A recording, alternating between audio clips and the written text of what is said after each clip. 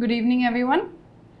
So today we will be talking about the first two NCERTs that you've been studying for the geography subject. That was your 6th and 7th NCERT.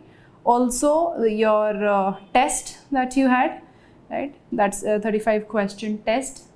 So let's begin with all the questions you have. हम पहले 6th की NCERT से start करते हैं. 6th की NCERT में starting from the first chapter on. If you have any questions in the first chapter, right, first start writing down your doubts and whatever is there, then we can start discussing one by one. And if you want to speak if you want to talk about those, then you can do that also. You unmute yourself and you talk about it. Okay, let's see. Explain revolution of Earth and seasons, which is a part of chapter 3. Sure. चलो revolution को थोड़ा अच्छे से समझने की कोशिश करते हैं. सो दिस इज़ द सन के अराउंड हमें पता है कि जो अर्थ है वो रिवॉल्व करता है और एक रेवोल्यूशन को लगभग 365 दैट इज 365 डेज लगते हैं. राइट नाउ ये जो रेवोल्यूशन है, अब हमें पता है 365 days that is about 12 months it takes.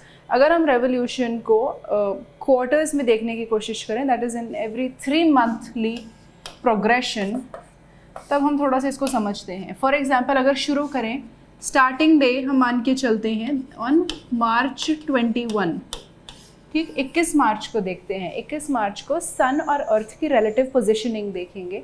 Now see, अर्थ के सरफेस पे हमारे पास 5 मेजर लैटिट्यूड्स हैं. 0 degree, 23.5 north, 23.5 south, then 66.5 north and 66.5 south. right?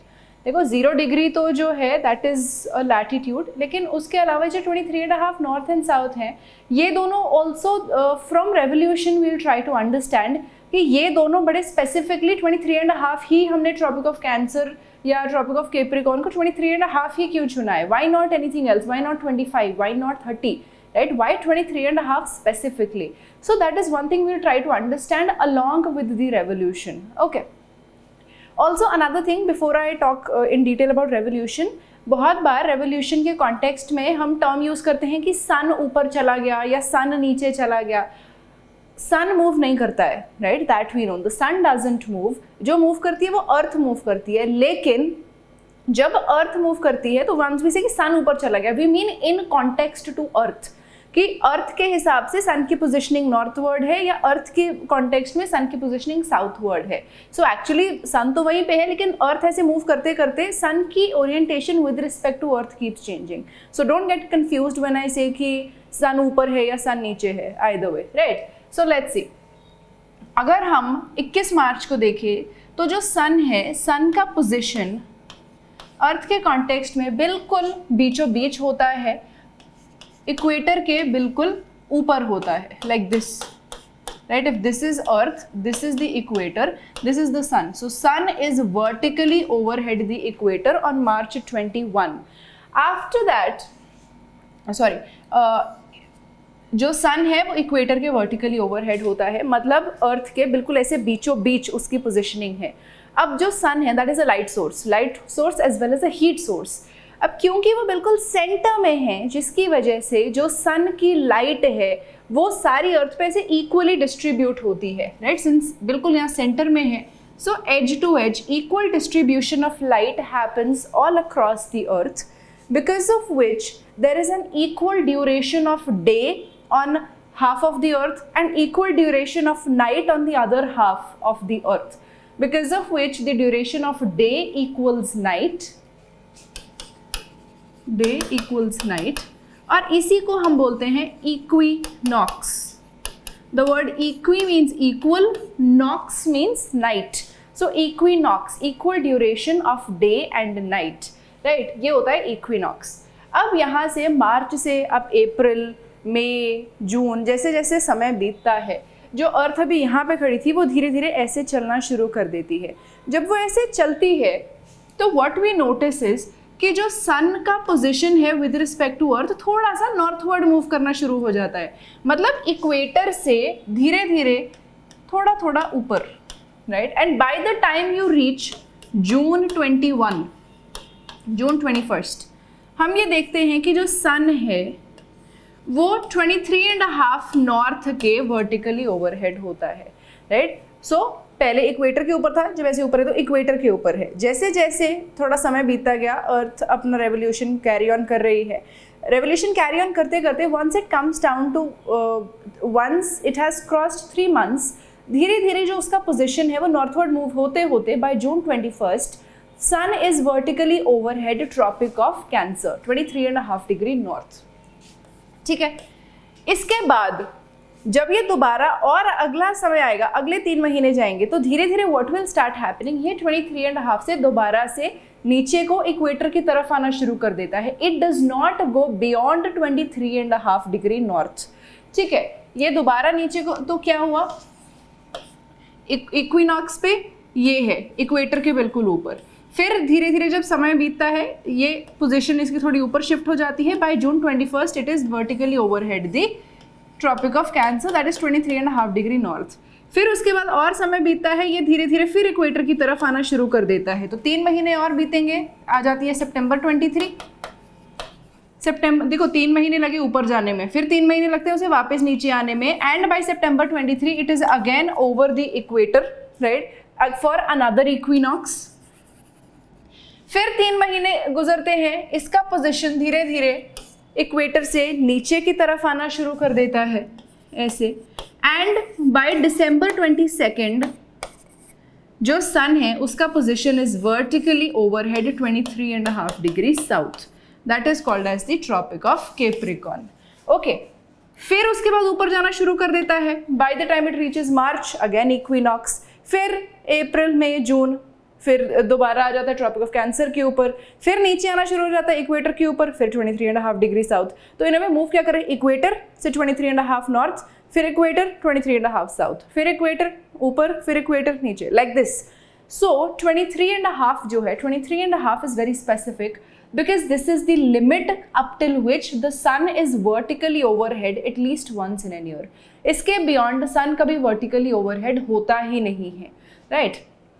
Also, अब एक चीज और नोटिस करो, जून 21 को सन अपनी नॉर्दर्न मोस्ट पोजिशन पे है, राइट, बिकॉज इस दिन के बाद सन की पोजीशन दोबारा से साउथवर्ड मूव होनी शुरू हो जानी है, राइट।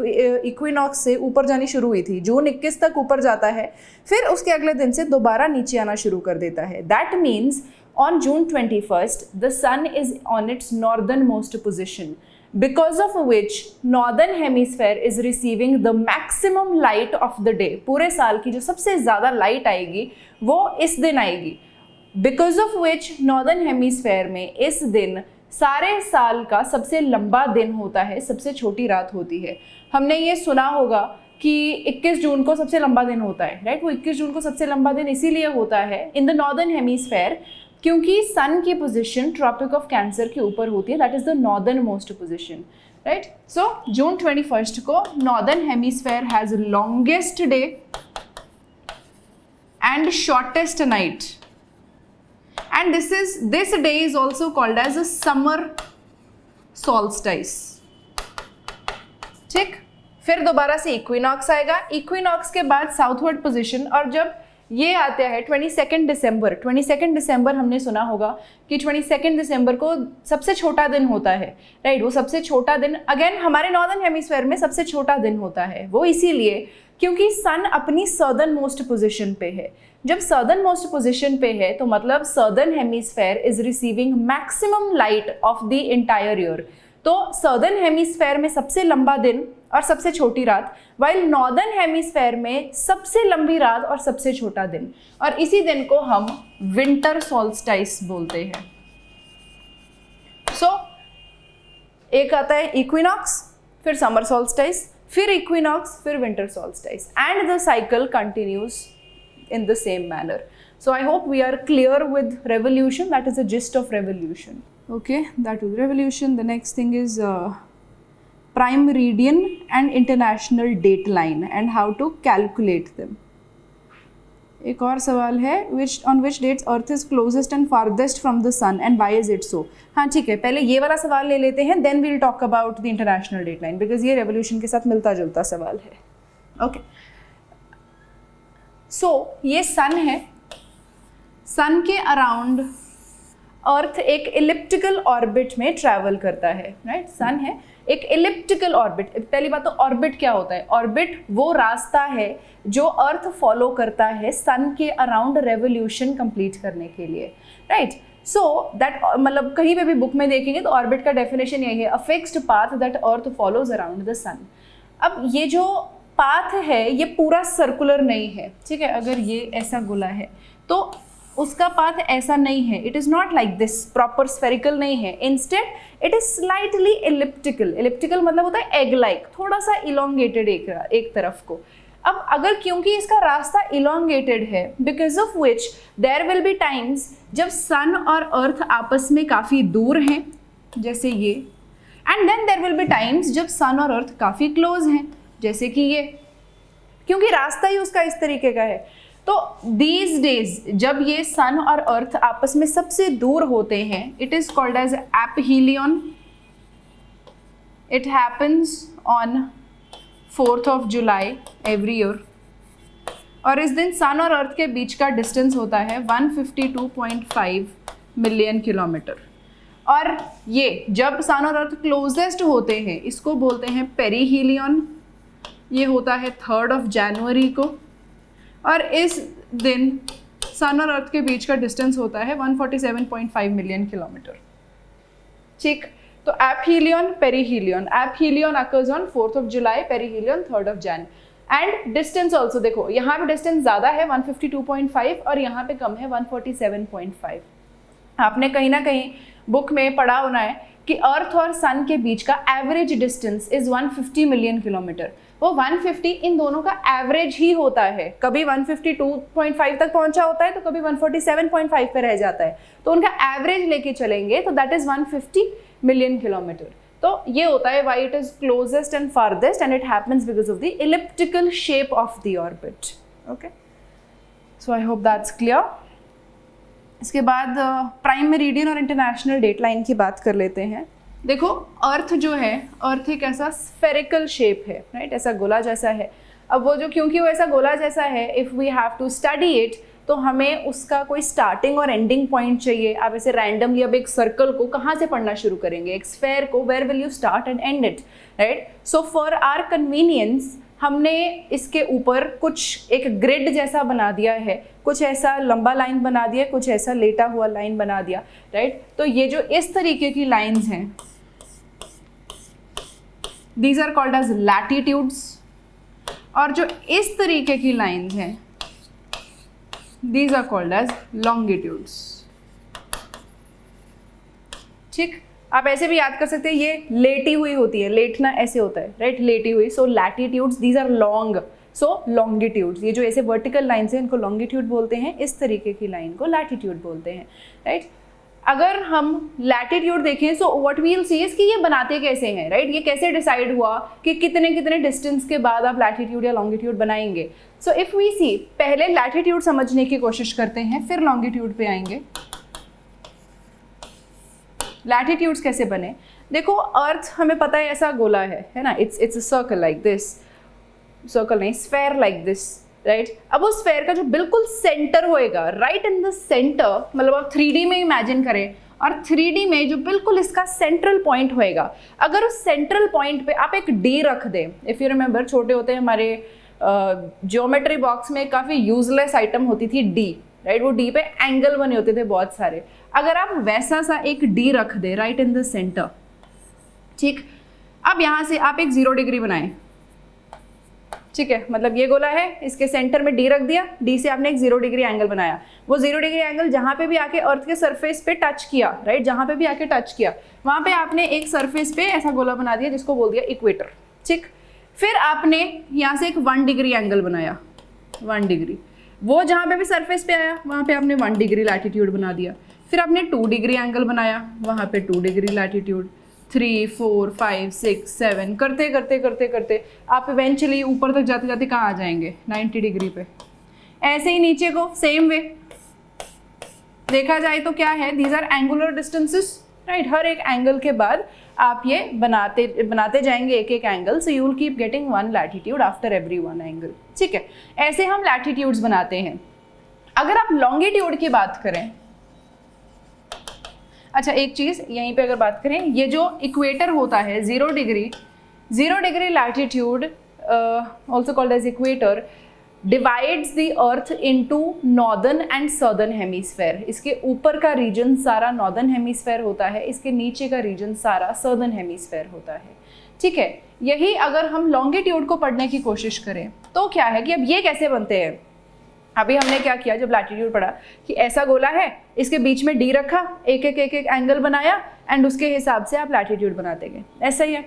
अब अगर आप अर्थ को ऐसे बीच से काट दें, right, if you cut it like this, जैसे ऑरेंज होता है फॉर एग्जांपल, एक ऑरेंज लिया आपने, ऑरेंज को ऐसे बीच से काट दिया, now I am showing you 1/2 of it like this, right. ये अर्थ था, बीच से काटा, अब ये नीचे वाला हिस्सा मैं आपको ऐसे दिखा रही हूँ, this way, cross sectional view. अब उसका जो सेंटर है, राइट, मतलब ऐसे काटा हुआ, if I am showing it to you like this, इस सेंटर से अगर मैं हर एक एंगल के बाद एक लाइन बनानी शुरू कर दूं, ये 0 है, 1 degree, 2 degree, 3 degree, 4 degree, 5 degree, पूरा सर्कल कंप्लीट करूं आफ्टर एवरी 1 डिग्री, तो टोटल कितने आ जाएंगे 360, क्योंकि एक गोले में 360 होते हैं, राइट। सो दिस वे मैंने शुरू किया 0 डिग्री से, this is 0 degree, then I will draw 1 2 3 4 5 6 करते करते यहाँ तक I will come down to 180, then again I will continue करते I will come down to back to 360, मतलब यहाँ पे पहुँच जाऊंगी मैं दोबारा से, राइट। मतलब ये तो ऐसे था, यहाँ पे मैंने ऐसे से एंगल बना दिए, तो हुआ क्या, हर एक सरफेस, अर्थ के सरफेस पे हर एक डिग्री के बाद एक पॉइंट बन गया, राइट, लाइक दिस। अब मैं उसको ऐसे सीधा करके जहाँ पे भी वो पॉइंट बने वहाँ पे बस एक लाइन ड्रॉ कर दूँ, right, extending from 90 degree north to 90 degree south. मतलब अब अगर इसको हमने सीधा किया, देखो ये सारे पॉइंट्स इसके ऊपर बन गए। नाउ तो हुआ क्या, ऐसे पॉइंट्स बन गए होंगे, ये आपका नॉर्थ पोल 90 डिग्री नॉर्थ, ये आपका साउथ पोल 90 डिग्री साउथ।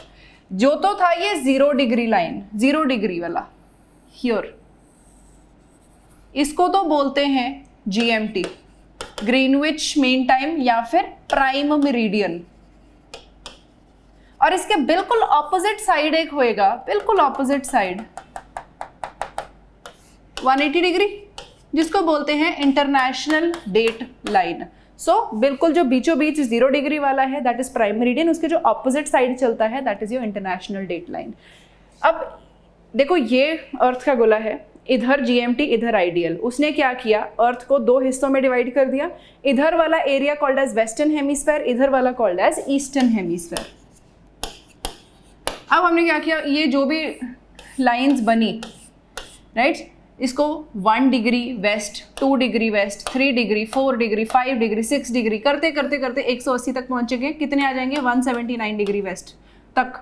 फिर इधर से 1 degree east, 2 degree east, 3 4 5 6, again 180 तक पहुंचते पहुंचते कितना हो जाएगा 179 डिग्री वेस्ट। तो क्या 179 हमारे पास वेस्ट में है, 179 ईस्ट में है, प्लस एक 0 डिग्री प्लस एक 180 degree. 0 degree is prime meridian, 180 degree is international date line, right. So इस तरीके से हमारे लॉन्गिट्यूड बनते हैं। I hope we I have made your question clear. Okay, now let's see, aphelion and perihelion dates differ each in dates year wise, why it happens. कभी कभार leap year आ जाता है, लीप ईयर की वजह से एक आधा दिन ऊपर नीचे, एक आधा दिन ही ऊपर नीचे होता है, कोई बहुत ज़्यादा नहीं होता, बैरली लाइक से 3 की जगह 4 हो जाएगा, 3 4, और उधर भी वो 4 5, बस एक आध दिन ही होता है, लीप ईयर की वजह से हो जाता है, उसकी वजह से डेट चेंज हो सकती है।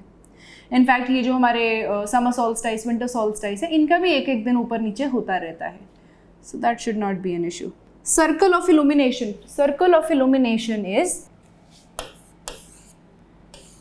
जब सन के अराउंड अर्थ रिवॉल्व कर रहा होता है इस तरीके से, so half of the earth is illuminated. मतलब क्या कि अर्थ का आधे हिस्से पे लाइट आ रही है, आधे हिस्से पे लाइट नहीं आ रही है, राइट। सो सपोज इतना हिस्से पे लाइट आ रही है, for example this part is receiving light while this other half is not receiving light. So this line that separates the illuminated area and the dark area is what is called as your circle of illumination. This entire, the semicircular thing that must be there across the earth, जिससे आधा हिस्सा जिसके एक तरफ light है एक तरफ नहीं है, उसको आप सर्कल ऑफ इल्यूमिनेशन बोलते हैं. Gain of time and loss of time moving east to west. ठीक है, विल डिस्कस दैट. सो ये अर्थ है, ये GMT है, ये वेस्टर्न हेमिस्फेयर है, ये ईस्टर्न हेमिस्फेयर है. ठीक है, अर्थ का जो रोटेशन है वेस्ट टू ईस्ट चलता है इस तरीके से, right. It moves from west to east this direction. Now try understanding, थोड़ा 3D में इमेजिन करने की कोशिश करना. ये अर्थ है, राइट. ये जो all my fingers here, all of these are longitudes. ठीक, अर्थ ऐसा है और ये वाला एक लॉन्गिट्यूड, ये दूसरा लॉन्गिट्यूड, ये तीसरा, ये चौथा, ये सब लॉन्गिट्यूड्स है. ओके, अब इमेजिन करो कि यहाँ पे सन है, here is the sun, okay, and this is the earth, okay, and ये वाला दिस हियर, ये जो रिंग फिंगर जिसे बोलते हैं, this is the GMT. Okay, ये GMT है. GMT के इधर वाले ये सारी चीज़ें are western hemisphere, this thing is the eastern hemisphere, something like this.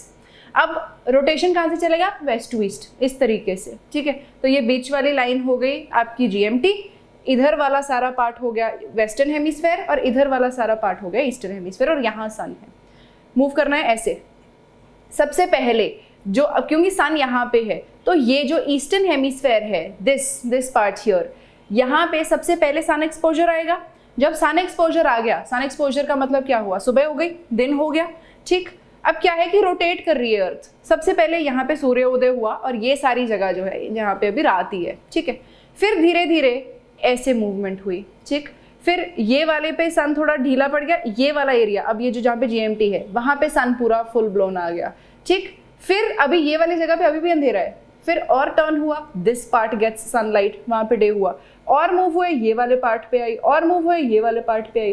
What is happening कि अगर यहाँ सन है तो सबसे पहले जो ईस्टर्न साइड पे लॉन्गिट्यूड्स हैं, पहले दिन वहाँ शुरू होएगा, फिर चलते चलते धीरे धीरे जो दिन है वो वेस्टर्न हेमिस्फेयर की तरफ एक्सटेंड होएगा, राइट. दैट मीन्स मॉर्निंग अगर यहाँ पे 6 AM हो गए, ठीक, फिर उसके थोड़ी देर बाद यहाँ पे 6 AM होंगे, फिर थोड़ी देर बाद यहाँ 6 AM होएगा, फिर यहाँ, फिर यहाँ, फिर यहाँ, फिर यहाँ, फिर यहाँ. That means eastern hemisphere is moving ahead in time while western hemisphere is moving behind in time, क्योंकि वो अभी पीछे है, क्योंकि रोटेशन वेस्ट टू ईस्ट चलती है. क्योंकि रोटेशन वेस्ट टू ईस्ट है तो वेस्टर्न हेमिस्फेयर पे अभी लेट दिन शुरू होएगा, वाइल ईस्टर्न हेमिस्फेयर पे दिन ऑलरेडी शुरू हो गया है.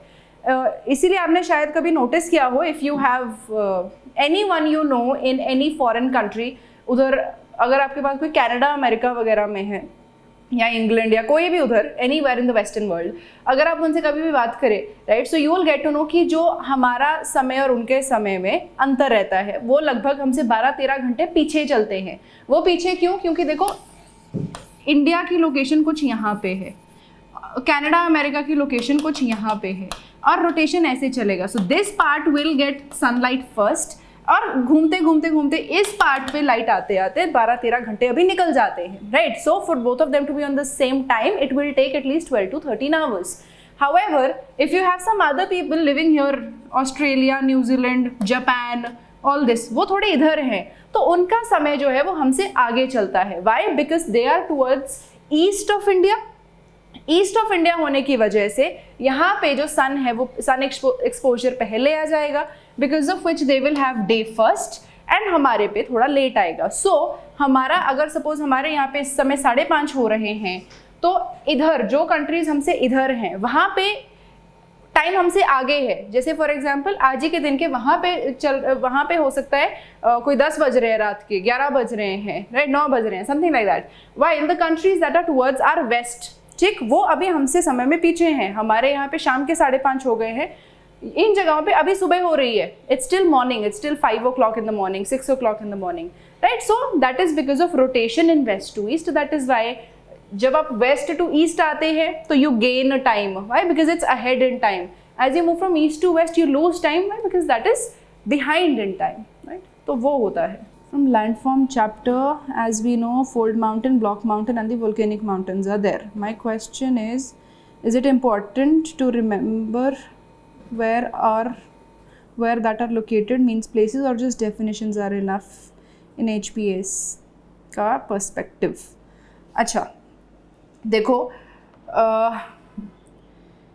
सी एज फार एज स्टेट्स के पेपर्स आर कंसर्न्ड, अगर आप नोटिस करेंगे तो कहीं ना कहीं फैक्ट आते हैं, right. So you should remember, अगर आप वोल्केनिक माउंटेन की बात कर रहे हैं, फोल्ड माउंटेन की बात कर रहे हैं या ब्लॉक की बात कर रहे हैं, तो कम से कम जो वर्ल्ड के कुछ 3-4 प्रोमिनेंट फोल्ड माउंटेन्स हैं, हिमालयाज हैं, एंडीज़ हैं, है ना, तो उसका आपको पता होना चाहिए. सिमिलरली अगर कोई प्रोमिनेंट ब्लॉक माउंटेन्स की बात हो रही है, that you should definitely know, right. So I don't say कि पूरी 20-25 माउंटेन्स की लिस्ट याद कर लो, लेकिन हर एक के कुछ 3-4 जो सिग्निफिकेंट वाले हैं that you should definitely know. उसमें आप नहीं ऐसे करेंगे, है ना. वोल्केनिक का किलिमंजारो है, दैट इज़ इंपॉर्टेंट, है ना, वो पता होना चाहिए. सिमिलरली एपलेशियंस हैं, दुनिया के सबसे पुराने फोल्ड माउंटेन्स हैं, that you should definitely know, right. India में ये जो हमारे these central mountains we have, right, वो सारे के सारे ब्लॉक माउंटेन्स हैं, so you should know that. तो ऐसे बेसिक सी चीज़ें हैं जिसका आपको नाम भी पता होना चाहिए, डेफिनेशन भी पता होनी चाहिए. Okay, then what about date change. अच्छा, ये इसी के साथ रिलेटेड डेट चेंज आ जाता है. देखो जो इंटरनेशनल डेट लाइन है, see what happens is, again वो भी रोटेशन की वजह से ही होता है. रोटेशन चल रहा है, ठीक है. अब एक जगह और दूसरी जगह बिल्कुल अगर जो ऑपोजिट पॉइंट्स पे, see if try imagining if this point, ठीक है, यहाँ पे सबसे पहले सनलाइट आया था, ठीक है, तो इसका जो एग्जैक्ट दूसरी जगह है वहाँ पे एग्जैक्ट 24 घंटे के बाद सनलाइट आएगा. वाई? बिकॉज पूरा रोटेशन कंप्लीट होने के बाद वो वाली पॉइंट आएगी. दैट मीन्स ये जगह और ये जगह में एग्जैक्ट एक डेट का फर्क है, बिकॉज 24 घंटे के बाद तो दिन बदल जाता है, right. So if you start from here, ठीक, अगर आप इस पॉइंट से शुरू करते हैं, इसका जो exact this point is there, ये और ये में पूरे एक दिन का फर्क होएगा. और इस लाइन को आप इंटरनेशनल डेट लाइन बोल देते हैं. डेट लाइन मतलब इस लाइन के इधर और इधर बिल्कुल अलग डेट्स चलती है, मतलब 23-24 या 24-25 या 25-26 इस तरीके से, राइट. बिकॉज ऑफ रोटेशन एक जगह पे दिन शुरू हो गया है, बाई एक जगह पे अभी 24 घंटे के बाद वो दिन शुरू होएगा. So that is your date change. Climate change. Climate change तो बहुत ही बड़ा टॉपिक है. इसमें आप क्या पूछना चाह रहे हैं मेरे को ये बताओ. ग्रीन हाउस पता करना है कि ग्लोबल वार्मिंग की क्या, what is it that you want to pin pointingly ask in climate change. अगर बहुत ही बेसिक सा जिस्ट दूँ मैं आपको, green house as well as your what do we call it, global warming, उसको देखें तो क्या है. देखो ये है अर्थ, ठीक, अर्थ का एक है एटमॉस्फेयर, ठीक. एटमॉस्फेयर में कुछ गैसेस हैं, स्पेशली आपको 4 गैसेस याद रखनी है, carbon dioxide, methane, water vapour and some nitrogenous oxides. ये 4, तो ये आपकी 4 गैसेस हैं. These are called as green house gases. Green house gases, ठीक है. ग्रीन हाउस गैस का मतलब होता है any gas that has the capacity to trap heat, right. अब वो हमारे काम के कैसे है, again this is earth, this is the sun. Sun से हीट रेज आती हैं, हीट रेज आके अर्थ पे टकराती हैं, ठीक. लेकिन जो सन की हीट रेज आती हैं वो आती हैं in the form of short waves, ठीक. ये जो शॉर्ट वेव होती है, शॉर्ट वेव्स आर दोस्त जिनका बहुत हाई एनर्जी होता है, इतना हाई एनर्जी कि जो आपका एटमॉस्फेरिक गैसेस हैं वो उसको ऑब्जॉर्ब नहीं कर पाती. I mean imagine that you are one atmospheric gas here, suppose आप एक कार्बन डाइऑक्साइड का मॉलिक्यूल है, आपके बिल्कुल पास एक बहुत फास्ट स्पीड से एक वेव निकल के चली जाए, वो इतनी फास्ट होती है कि आप उसको पकड़ ही नहीं पाते, राइट. इस तरीके का कुछ होता है. शॉर्ट वेव्स आती हैं, शॉर्ट वेव्स हमारे एटमॉस्फेयर को कट थ्रू करके सरफेस पे हिट कर जाती हैं. अब जो हमारी मदर अर्थ है, अर्थ क्या करेगी, उसको अब्जॉर्ब करेगी, अब्जॉर्ब करके उसको रीएमिट करेगी. रीएमिट करती है in the form of long waves. अब जब ये जो लॉन्ग वेव्स आती हैं, लॉन्ग वेव्स कंपैरेटिवली स्लो होती हैं, उतनी ज़्यादा इंटेंसिटी नहीं होती, बिकॉज ऑफ विच ये जो हमारी गैसेस हैं CO2, CH4, वाटर वेपर, अब ये जो है, क्योंकि अब ये धीरे धीरे आ रही हैं, बिकॉज ऑफ विच ये गैसेज इसको पकड़ लेती है। ग्रीन हाउस गैस है, कैपेसिटी है उसके पास हीट ट्रैप करने का, तो वो उसको ट्रैप करके रख लेती है। अब जब इसको ट्रैप कर लिया, ट्रैप करने के बाद तो ये तो हो रहा है दिन में, ठीक है, day time, this is what happens. जब नाइट टाइम आता है, नाइट टाइम में क्या होएगा, ये तो आना बंद हो गया, राइट। रात को तो सन नहीं है, रात को सन नहीं है तो कोई वेव्स नहीं आ रही, कुछ नहीं हो रहा, nothing happening.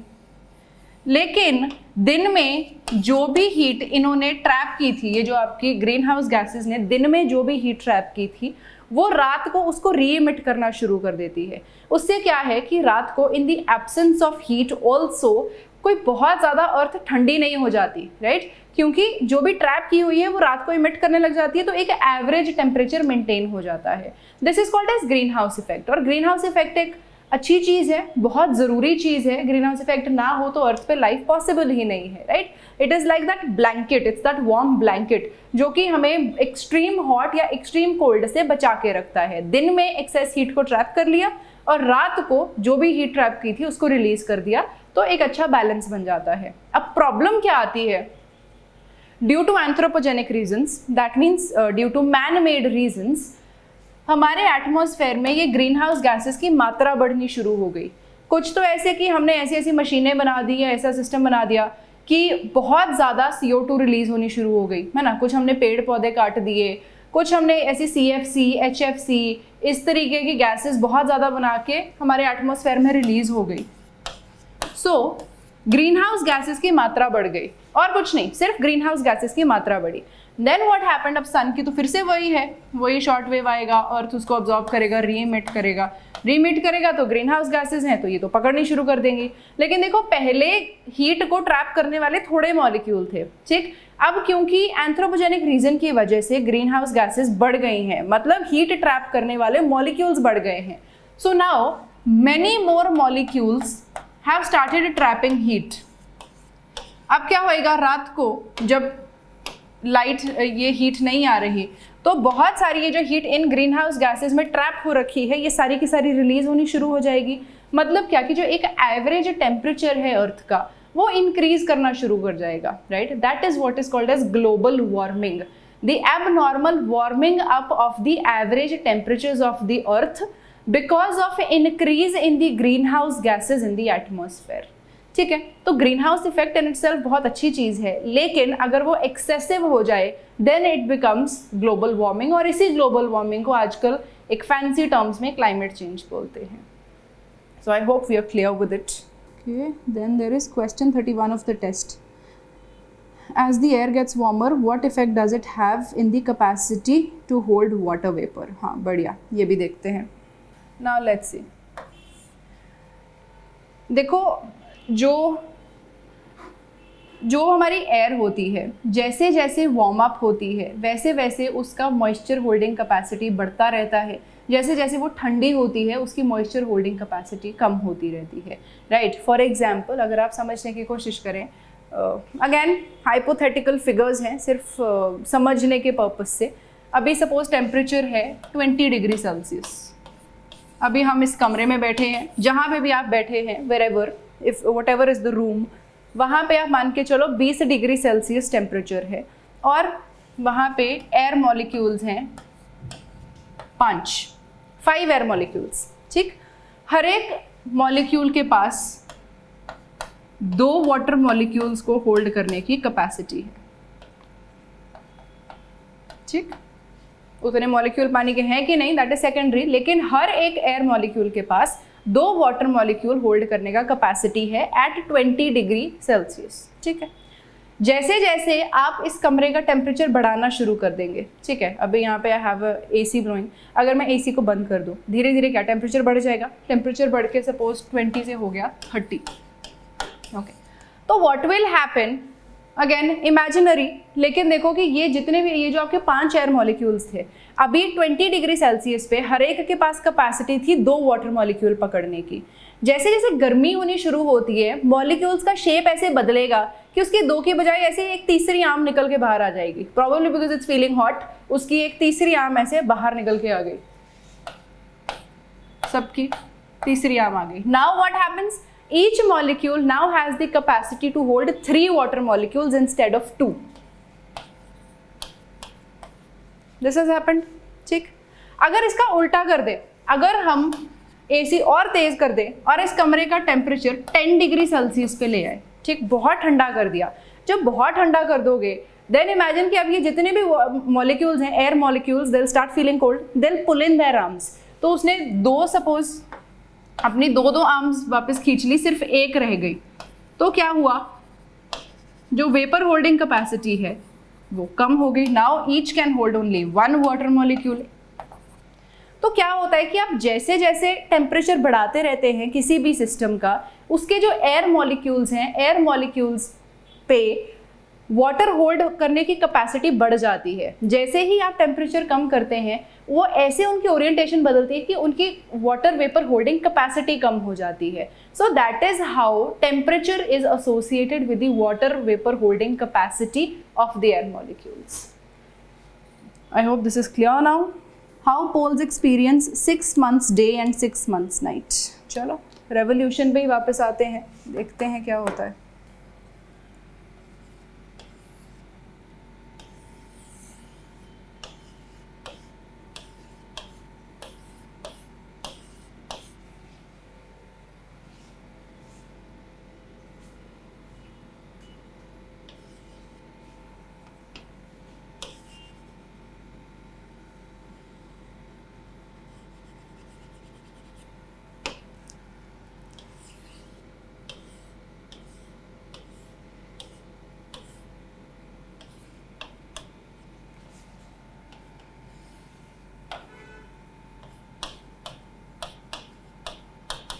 This is a rather interesting concept, समझने की कोशिश कीजिएगा. Pay a little attention, it tends to be a little confusing also.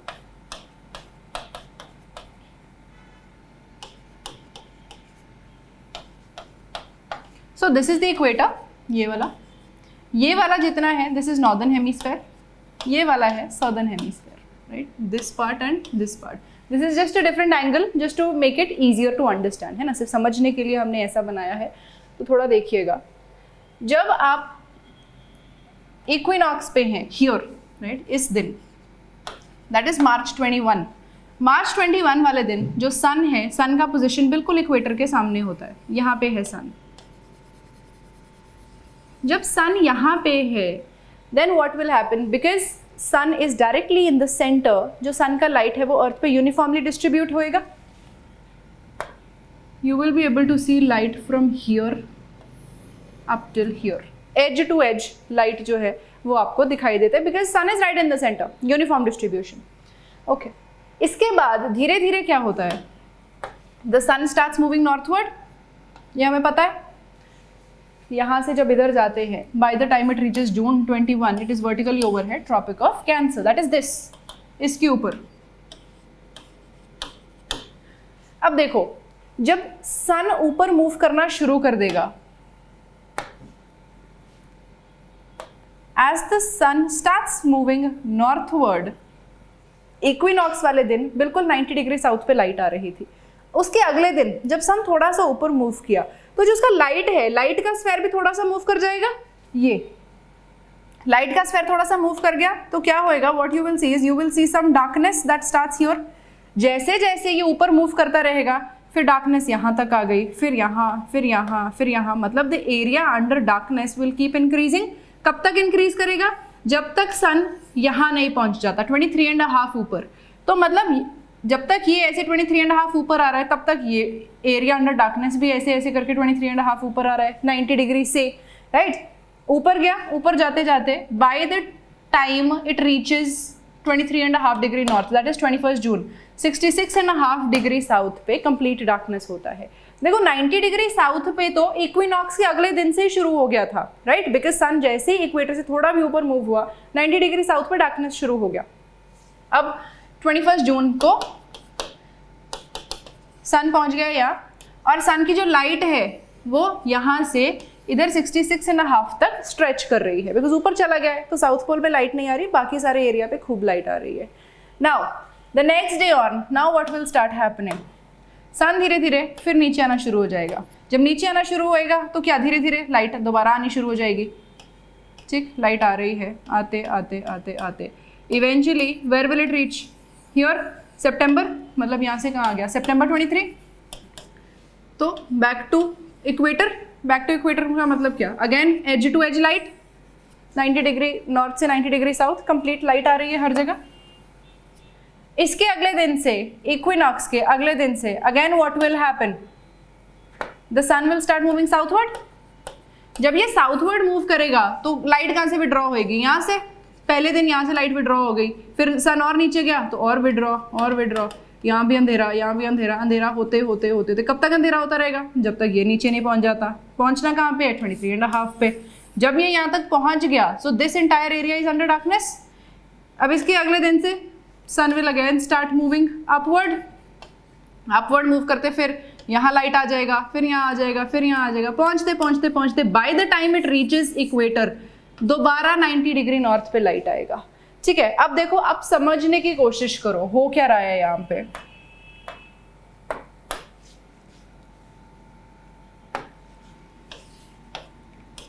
This is 0, this is 90, 90, this is north pole, this is south pole, this is 23.5 north and south, this is 66 north and south.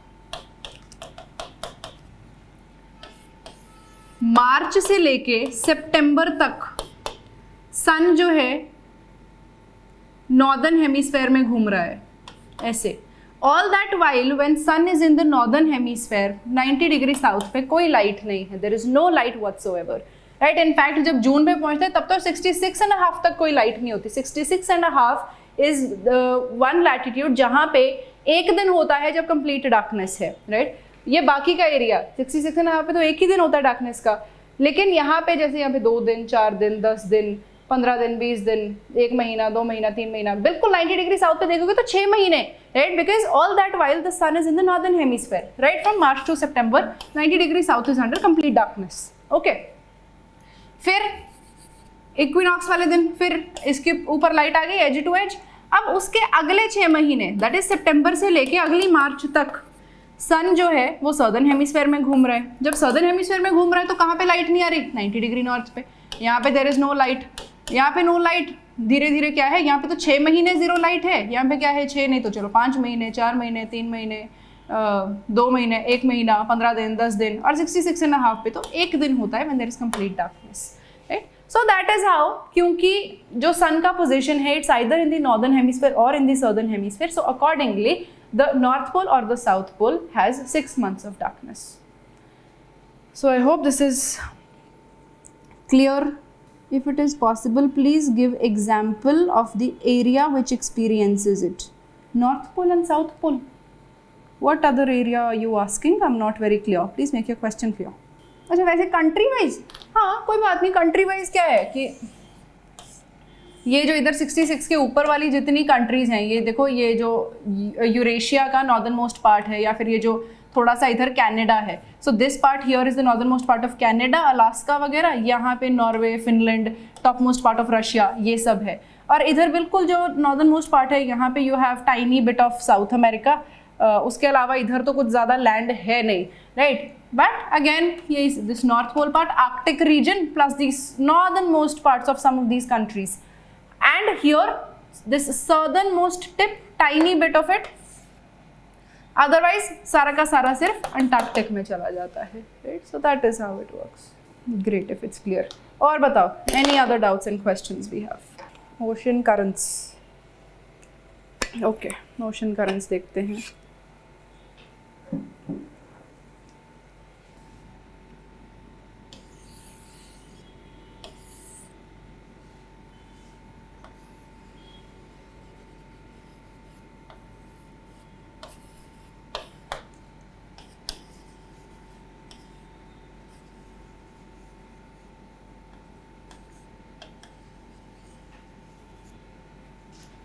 So this is one part of the world map. अगर हम globe बनाए तो कुछ कुछ ऐसा ऐसा होता है।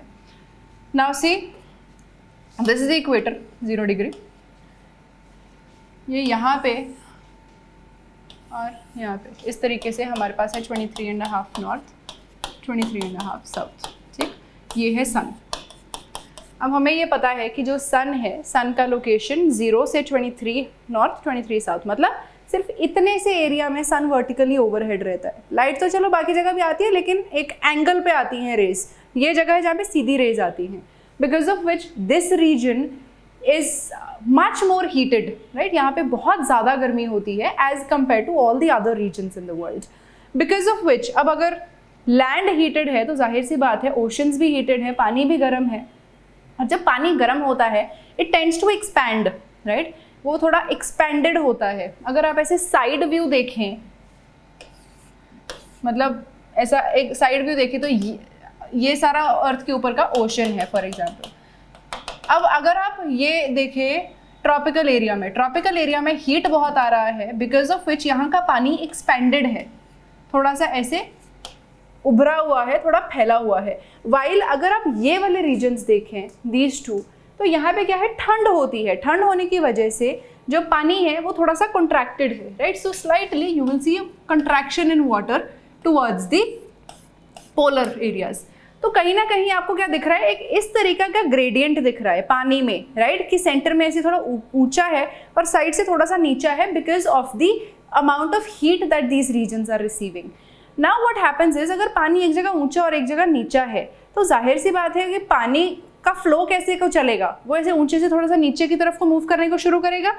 अब जब पानी इधर को मूव करना शुरू कर गया तो उसके काउंटर करंट, एक जो करंट है वो ऐसा ऑपोजिट चलना शुरू कर देगा। What you will see is water moving from here towards the poles. अब क्योंकि पानी उधर गया तो उसने कुछ पानी की मूवमेंट की, पानी को चला दिया, एंड जब वो पानी चलना शुरू हुआ तो कुछ इधर वाला पानी वापस आना शुरू हो गया, लाइक दिस।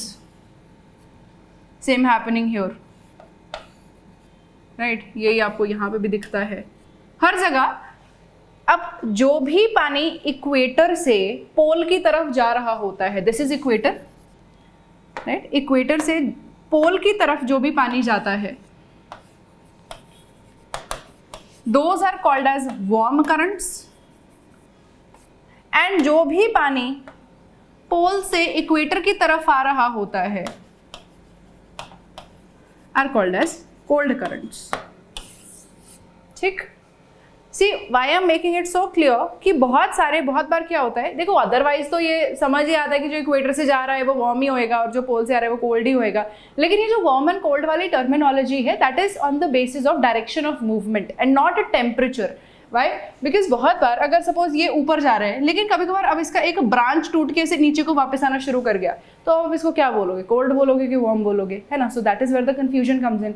इसीलिए हम बड़ा सिंपल लॉजिक लगा के चलते हैं, जिसका भी एरो ऊपर पोल की तरफ को है, राइट, वो वार्म करंट है, जिसका भी एरो नीचे इक्वेटर की तरफ को है वो cold current. Simple, doesn't matter कहाँ किधर क्या किसका ब्रांच किधर, नथिंग डूइंग, राइट। सिर्फ जो पोल की तरफ वार्म, जो इक्वेटर की तरफ cold. Origin of Indian monsoon and factors that cause its formation and what is the no, we are not discussing this right now, point ही नहीं बनता।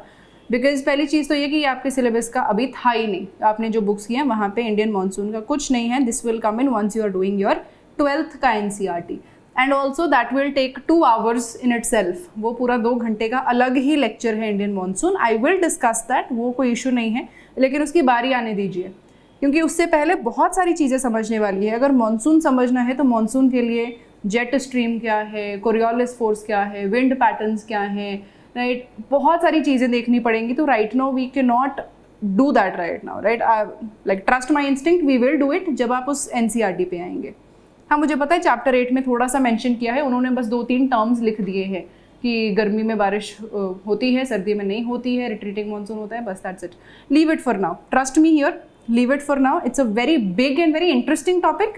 We will complete it, but once we are ready for it. Right now we are not ready for the topic. और बताओ, anything else you want me to clarify?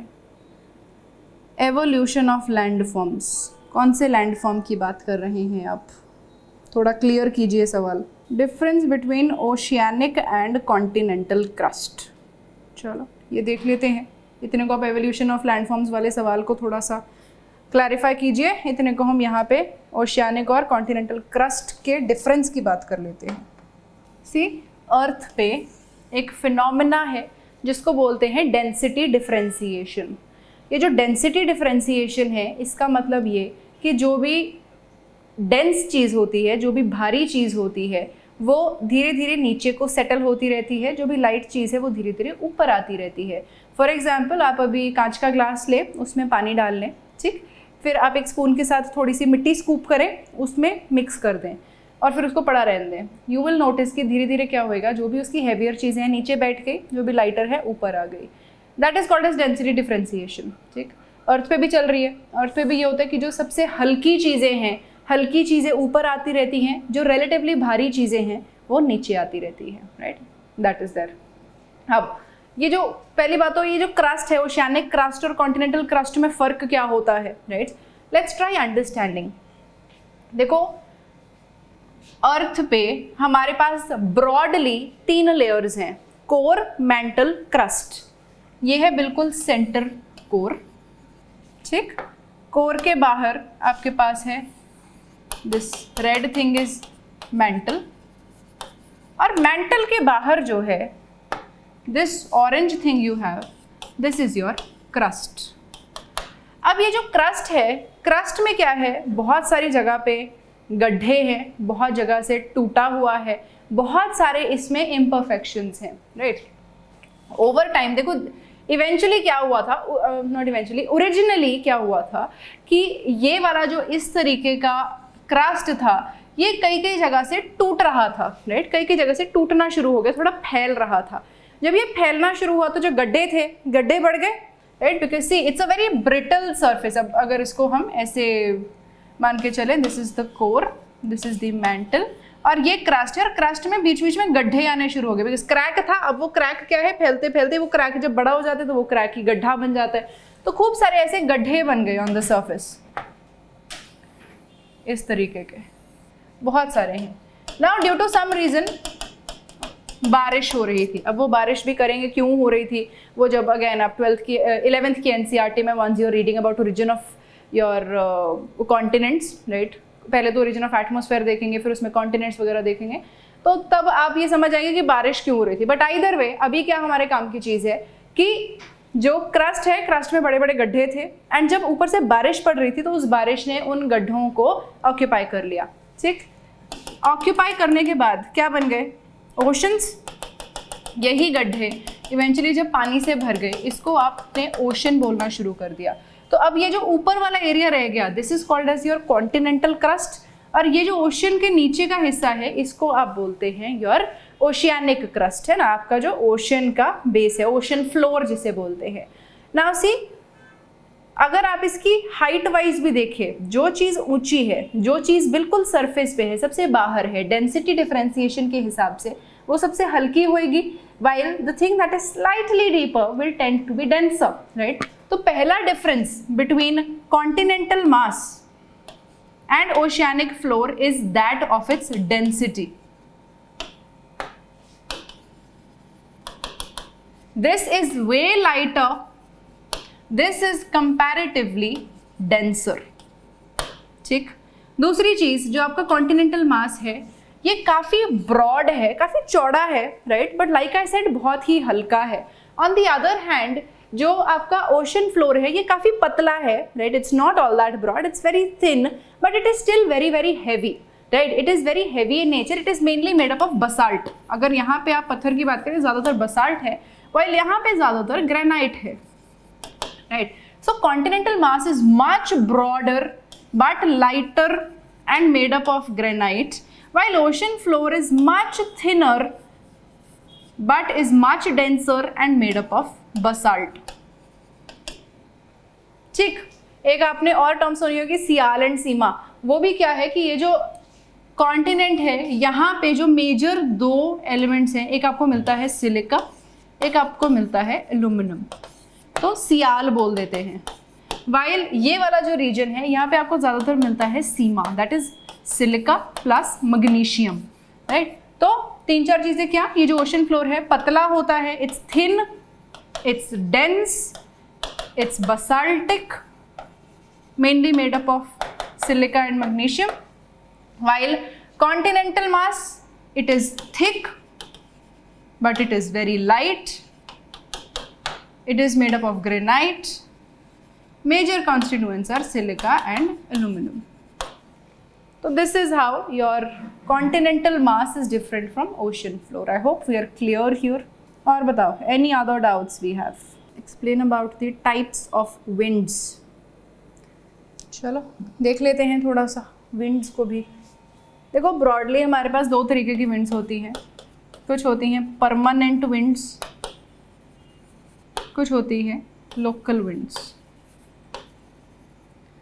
Permanent winds वो होती हैं जो साल भर चलती हैं, किसी जगह पे साल भर चलती रहती हैं. Those are called as your local wind, permanent winds. Local winds are जो किसी एक जगह पे सीजनल चेंजेस की वजह से बन जाती हैं. ठीक, पहली बात तो अब हमें एक चीज़ समझनी पड़ेगी, विंड क्या होती है.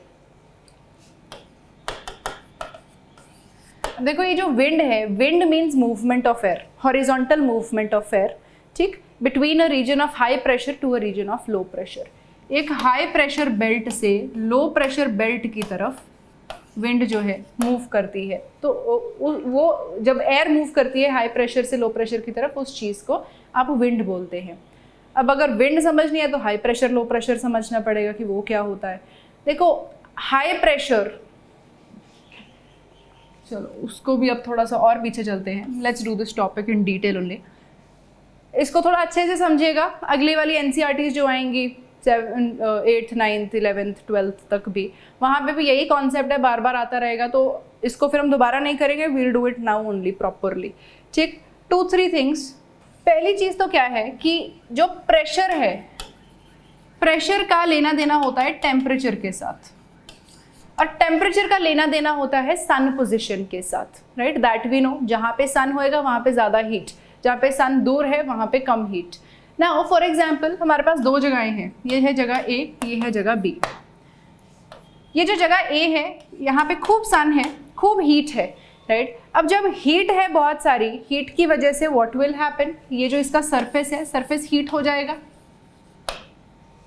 ठीक, जब सरफेस हीट होएगा तो इसके आसपास की जो एयर है, एयर भी हीट अप हो जाएगी.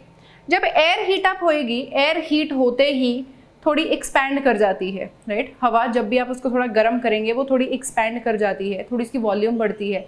और जब वो एक्सपैंड करेगी वो हल्की हो जाती है. राइट, बिकॉज इतनी सी चीज़ जब एक्सपैंड करेगी वो फैल गई, उसकी ओवरऑल डेंसिटी कम हो गई, तो क्या इट गेट्स लाइटर. और जब भी हवा लाइट हो जाती है इट टेंड्स टू फ्लोट. वो ऐसे उठ के ऐसे ऊपर को जाना शुरू कर देती है, ऊपर चली गई. और जब ये ऊपर चली गई तो मतलब नीचे की जगह खाली छोड़ दी. इस चीज़ को आप बोलते हैं लो प्रेशर.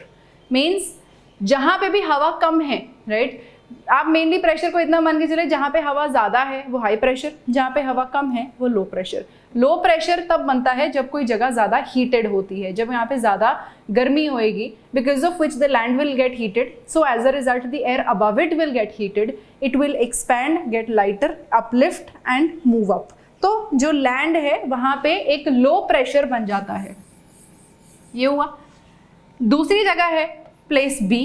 प्लेस बी पे क्या हो रहा है, ये ठंडी जगह है, अब यहाँ पे इतना सन नहीं है, दिस इज कोल्ड. कोल्ड होने की वजह से जो लैंड है, लैंड भी काफ़ी ठंडा है. जब लैंड ठंडा है तो इसके आसपास की जितनी हवा है वो सारी की सारी थोड़ी सी कॉन्ट्रैक्ट होएगी, बिकॉज जैसे ही ठंडी हुई it tends to contract little. Contract होएगी तो डेंस हो जाएगी, डेंस हो जाएगी तो हैवी होके सिंक करनी शुरू कर देगी. यहाँ पे जितनी भी एयर है it will tend to get cold, contract a little and start sinking. मतलब यहाँ पे काफ़ी हवा इकट्ठी हो गई, which is called as high pressure. So cold areas जहाँ पे एयर सिंक कर रही है वहाँ पे ग्राउंड पे हाई प्रेशर बन जाता है. वार्म एरियाज जहाँ पे ग्राउंड से हवा अपलिफ्ट हो रही है वहाँ पे ग्राउंड पे लो प्रेशर बन जाता है.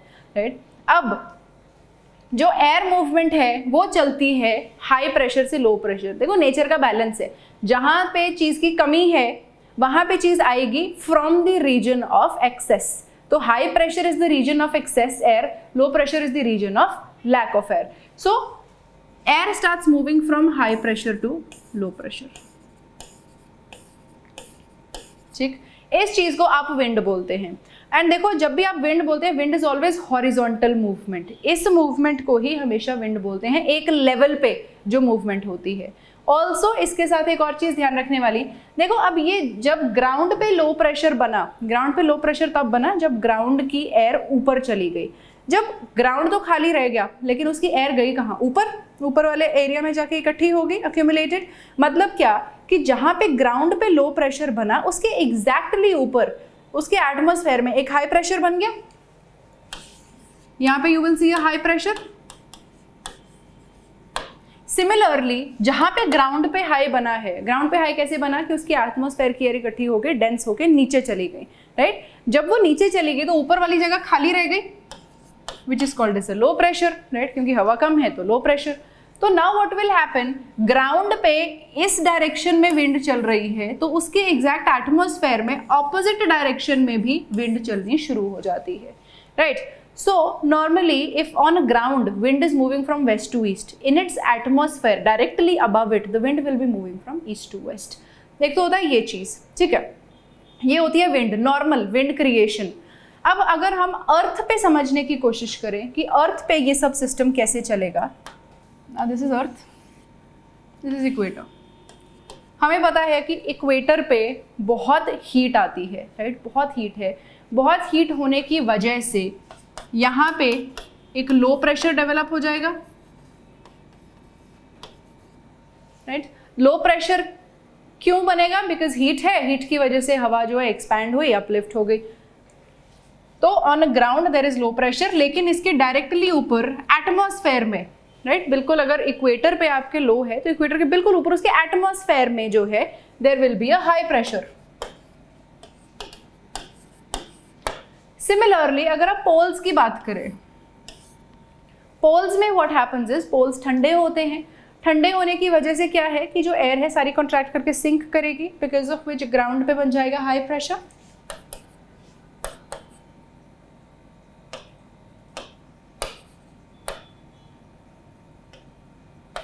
ग्राउंड पे you will C high pressure forming, इधर भी और इधर भी। एंड इसके एग्जैक्टली ऊपर एटमॉस्फेयर में what will you see, low pressure, क्योंकि सिंक हो गया है, दैट इज वाई, राइट। तो अभी हम क्या देख रहे हैं कि सरफेस पे इक्वेटोरियल रीजन पे लो प्रेशर है और पोलर रीजन पे हाई प्रेशर है, और उसके एग्जैक्टली ऊपर एटमॉस्फेयर में इक्वेटोरियल रीजन के ऊपर हाई प्रेशर है और पोलर रीजन पे लो प्रेशर है। ऐसा ही है। अब एक बार के लिए ग्राउंड को इग्नोर करो, ठीक, अभी के लिए ग्राउंड को छोड़ो, पहले एटमॉस्फेयर की बात करते हैं। एटमॉस्फेयर में अब देखो विंड का तो रूल यही है कि हाई प्रेशर से लो प्रेशर की तरफ मूव करना है।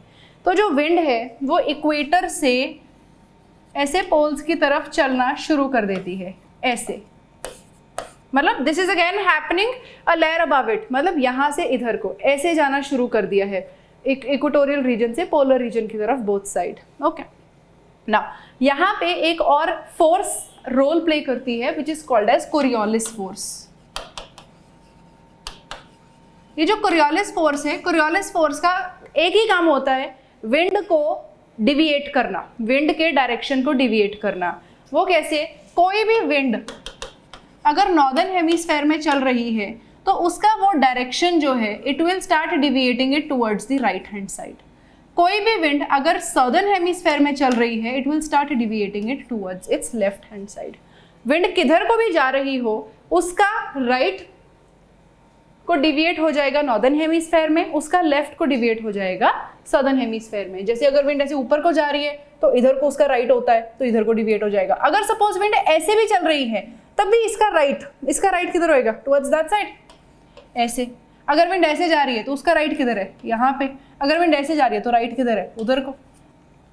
मतलब कोरियोलिस फोर्स से कोई भी विंड जो चलती है उसका डायरेक्शन चेंज हो जाता है। अगर वो नॉर्दर्न हेमिस्फेयर में है तो वो राइट हैंड साइड को हो जाता है, अगर वो सदर्न हेमिस्फेयर में है तो वो लेफ्ट हैंड साइड को। अगर ऐसे चल रही है तो इसका भी लेफ्ट, इसका left will be this way, इधर जा रही है तो दिस वे, और अगर इधर जा रही है तो दिस वे, लाइक दैट, ठीक है। तो any wind that moves on the surface of earth is affected by Coriolis force. Not only wind, even ocean currents भी जब आप और डिटेल में आगे जाके देखेंगे तो यू रियलाइज कि वो भी कोरियोलिस फोर्स से अच्छे खासे अफेक्टेड रहते हैं। तो चलो हम हमारे मुद्दे की बात पे वापस आते हैं। विंड जो थी वो high to low, atmospheric wind जो थी वो हाई टू लो मूव करनी शुरू कर दी। लेकिन जैसे ही विंड शुरू हुई साथ में इसके ऊपर कोरियोलिस लगेगी।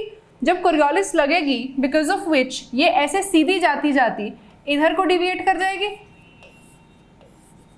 और ये वाली इधर जाती जाती इधर को डिविएट कर जाएगी ऐसे, because of Coriolis, and it will start showing sinking near 30 degree latitude north and south. तो अब देखो हुआ क्या, ग्राउंड पे एक तो आपके पास था लो प्रेशर इक्वेटोरियल, एक आपके पास था पोलर हाई प्रेशर दोनों तरफ। अब एक आपके पास देखो, अब ये वाले 30 डिग्री लैटिट्यूड के पास आके वो जो एटमॉस्फेरिक एयर थी आगे सिंक कर गई कोरियोलिस फोर्स की वजह से। तो यहाँ पे आके आपके पास एयर इकट्ठी हो गई, जहां पे भी एयर इकट्ठी हो गई what does that become, high pressure. So ये भी हाई प्रेशर बन गया, ये भी हाई प्रेशर बन गया, ठीक। Now see what has happened, एक हाई प्रेशर दूसरा हाई प्रेशर, ये जो बीच की जगह है ये क्या होता है कि जो प्रेशर है ये एक रिलेटिव टर्म है, ठीक है। अगर सपोज ये एक जगह है जहां पे प्रेशर है 10 मिलीबार, मैं इधर 50 मिलीबार कर दूं और इधर 2 मिलीबार कर दूं, 2 मिलीबार के हिसाब से 10 मिलीबार हाई प्रेशर है, 50 मिलीबार के हिसाब से 10 मिलीबार लो प्रेशर है, राइट। तो अब ये वाली जो जगह होती है this one and this one, ये क्योंकि दो हाई प्रेशर जोन्स के बीच में सैंडविच्ड है, ये एक रिलेटिव लो प्रेशर बन जाती है, बोथ साइड रिलेटिव लो प्रेशर, ठीक। तो इक्वेटोरियल लो ये तो हमें पता है क्यों, क्योंकि हीट होती है, पोलर हाई वो भी पता है क्योंकि ठंड होती है तो कॉन्ट्रैक्ट और सिंकिंग, ठीक है। ये वाली जो हाई बन रहे हैं, ये हाई क्यों बन रहे हैं, क्योंकि एटमॉस्फेरिक विंड शुरू हुई थी इक्वेटर से पोल की तरफ, लेकिन कोरियोलिस फोर्स ने उसको सिंक करा दिया 30 डिग्री के पास में दोनों तरफ, because of which high pressure. और ये वाली जो लो है दीज आर फॉर्म्ड क्योंकि ये एक रिलेटिव लो है because it is sandwiched between 2 high pressure regions, ठीक है। तो मतलब हमारे पास आ गए 7 pressure belts on the surface of earth, tropical low, sub tropical high, sub polar low and polar high, both side, right. 1 2 3 4 5 6 and 7, ये आ गए आपके प्रेशर बेल्ट अर्थ पे, ये सब हमारे हैं प्रेशर बेल्ट। अब इस प्रेशर बेल्ट की वजह से हम विंड्स देखते हैं कैसे बनते हैं, ओके। जब भी आपको विंड देखना है, विंड का बड़ा सिंपल सा फंडा होता है, जहां पे भी लो प्रेशर है, लो प्रेशर ड्रॉ करो, लो प्रेशर की तरफ को विंड ले आओ, क्योंकि विंड ने हमेशा लो प्रेशर की तरफ को ही आना होता है। हम अर्थ पे देखें तो अब हमारे पास कितने लो प्रेशर है, 3, एक तो हो गया ये इक्वेटोरियल लो प्रेशर, एक हो गया ये सब पोलर लो प्रेशर और एक ये सब पोलर लो प्रेशर, 3 है लो प्रेशर। अब जहां पे भी लो प्रेशर है, like I said, low pressure की तरफ को ही विंड आती है, ठीक, हर डायरेक्शन से, इधर को भी आएगी, इधर को भी आएगी, फिर इधर को भी आएगी, इधर को भी आएगी, same way this direction also, this direction also, ठीक है। विंड तो आ गई हर एक लो प्रेशर की तरफ। दूसरी चीज क्या है, हर एक जब भी विंड क्रिएट होती है, like I said, Coriolis force act करेगी और कोरियोलिस फोर्स उसको हमेशा डिविएट करा देगी। डिविएट किधर को कराएगी, नॉर्दर्न हेमिस्फेयर में towards its right hand side, southern hemisphere में towards its left hand side. तो अगर आप इसके ऊपर अब डिविएशन देखें तो डिविएशन, इसका डायरेक्शन का डिविएशन किधर को होएगा, ये है नॉर्दर्न हेमिस्फेयर। तो अगर ये ऐसे नीचे को जा रहा है तो नीचे को जा रहा है, नीचे का राइट हैंड साइड किधर है, इधर को, right, this way. So it will get deviated like this, ये वाली भी ऐसे, ये वाली जो है अभी क्योंकि ऊपर को जा रही है तो ऊपर का राइट होता है इधर को, so it will start getting deviated like this। अगर सदर्न हेमिस्फेयर में देखें तो deviate towards the left hand side,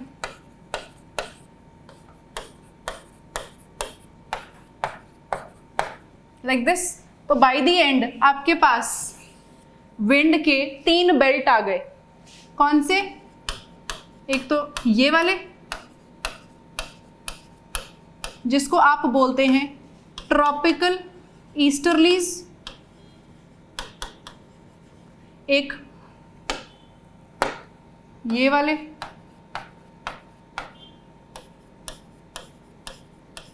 जिसको आप बोलते हैं सब ट्रॉपिकल वेस्टर्लीज, और एक तीसरे ये वाले which are called as polar easterlies।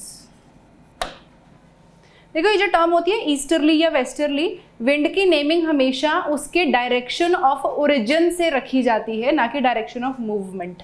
जैसे ये 4 क्वाड्रेंट होते हैं, नॉर्थ साउथ वेस्ट ईस्ट।